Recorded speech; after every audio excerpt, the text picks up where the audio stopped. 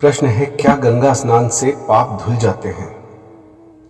जी बिल्कुल धुल जाते हैं, पर इससे पहले कुछ अनिवार्य शर्तें हैं।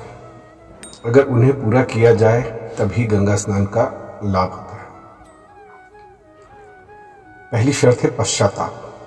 अगर व्यक्ति के अंदर अपने किए गए गलत कार्यों को लेकर कोई पश्चाताप है तो ही उसे वहां जाना चाहिए, अगर वो पाप धोने के भाव से जा रहा है तो। पश्चाताप के बाद फिर संकल्प, फिर गंगा स्नान।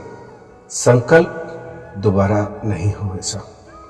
गंगा स्नान कि हे परमात्मा, मेरे इस संकल्प को मजबूत करना, मुझसे अब कोई गलती ना होने देना, मैं ऐसा नहीं करूंगा।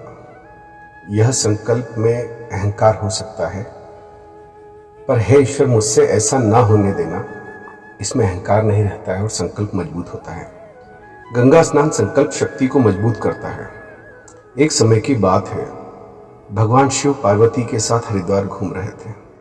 माता पार्वती जी ने देखा कि सहस्त्रों मनुष्य गंगा में नहा नहाकर हर हर गंगे कहते चले जा रहे, परंतु सभी दुखी और पापी ही नजर आ रहे। पार्वती जी शिव से पूछती हैं कि गंगा में इतनी बार स्नान करने पर भी इनके पाप और दुखों का नाश क्यों नहीं हुआ? क्या गंगा में सामर्थ्य नहीं रही? शिव जी ने कहा, गंगा में तो वही सामर्थ्य देवी, परंतु इन लोगों ने पाप नाशिनी गंगा में स्नान ही नहीं किया। ये केवल साधारण जल से नहाए, तब इन्हें लाभ कैसे हो?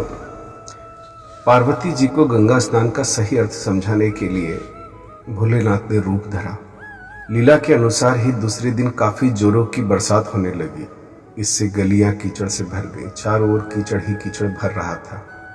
शिव जी ने वृद्ध रूप धारण किया और दीन विवश की तरह गड्ढे में जाकर ऐसे पड़ गए जैसे कोई मनुष्य चलता फिरता गड्ढे में गिरा हो और निकलने की चेष्टा करने पर भी निकल न पा रहा हो। उन्होंने पार्वती जी को समझाकर गड्ढे के पास बिठा दिया और बोले कि असहाय बनकर गंगा में नहाकर आ रहे लोगों से मदद मांगे। जब कोई गड्ढे में से उन्हें निकालने को तैयार हो तब कह दें कि उनके पति सर्वथा निष्पाप है, इन्हें वही छुए जो स्वयं निष्पाप हो, जिसने कभी पाप न किया हो।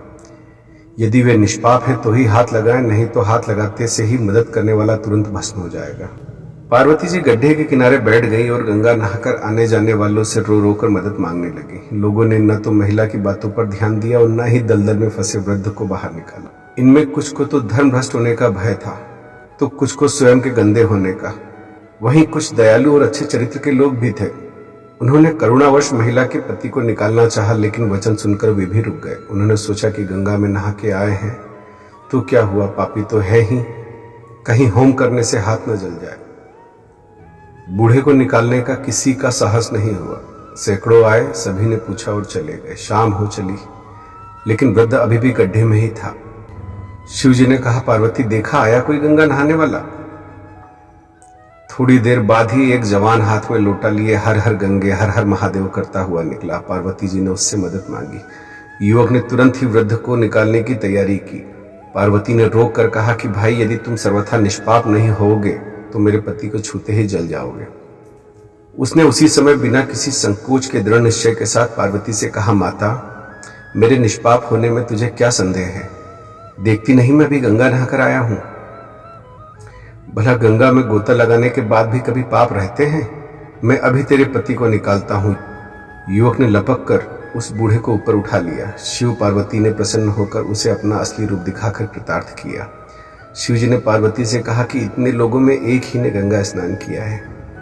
इस दृष्टांत के अनुसार जो लोग बिना श्रद्धा विश्वास के केवल दंभ अहंकार के लिए गंगा स्नान करते हैं, उन्हें वास्तविक फल कभी नहीं मिलता। जो लोग बिना पश्चाताप बिना संकल्प के गंगा में उतरते हैं, वे केवल गंगा को मैली ही करते हैं।